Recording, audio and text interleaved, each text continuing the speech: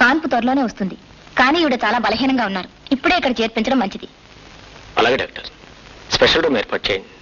Don't worry, we look after everything. Thank you doctor. ఈమె పేరు రాధ. భర్త పేరు శ్రీధర్. నర్స్. Yes doctor.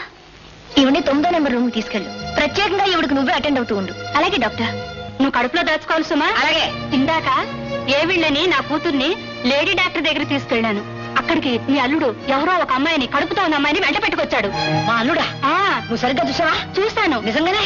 నువ్వు నమ్ము నమ్మకపో, అబద్ధం నా నాలుగు కోసినా రాదు. వదినా, ఇది నీ కూతురు చెవిని మాత్రం పడనివ్వకు. నేను వచ్చినప్పటి నుంచి చెవులు ఎన్ని పోతుంటే నన్ను గడ్డి పోతక తీసి పారచావు. నీ కాపురానికి ఎక్కడ తెచ్చుకున్నావు?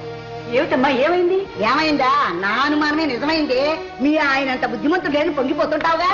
ఆయనే ఎవత్రా ఉంచుకుని దాంతో కారులో ఊరేగుతున్నాడట. ఇప్పుడేమంటావు? ఎవరు చెప్పారమ్మా? ఒకటి చెప్పేదంటే ఊరంతా కోడై కూర్చోది.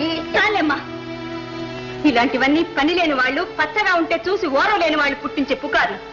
ఈ గాలి మాటలు నమ్మేంత తెలివి తక్కువదాని కాదు. నీ తెలివి తెల్లారినట్టే ఉంది. దాన్ని కారులో వేసి ఊరంతా తిరుగుతున్నాడని చూసిన వాడికి చెప్పాను నమ్మపోతానని. ఎవరమ్మా చూసింది? ఎవరో కాదు, మన పక్కింటి హనుమాయమ్మ. ఆవిడికి నీ మీద ద్వేషమా, కక్ష, కోపమా? తన కూతురు తీసుకుని లేడీ డాక్టర్ దగ్గరికి వెళ్తే ఆయన దాన్ని తీసుకుని అక్కడ తయారయ్యాడ. అమ్మా, ఇప్పటికైనా కళ్ళు తెరిచి జాగ్రత్త పడకపోయావో రేపు దాన్ని సరాసరి తీసుకొచ్చి కంపరాడే కూర్చోబెట్టాడు. చూసుకో.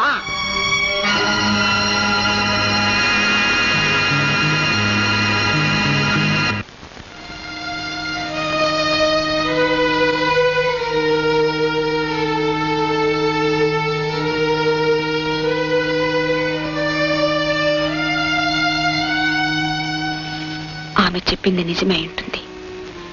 ఈ అన్యాయాన్ని సహించి ఊరుకుంటే లాభం లేదు. సూటిగా అడిగేసే. ఏమిటా తొందర? దేవుడు లాంటి భర్తని అనుమానిస్తున్నావా? అడిగితే ఓవేళ అబద్ధమని రుజువైతే ఆయన ఎంత బాధపడతారు. దాని ఫలితం ఏమవుతుందో ఆలోచించు.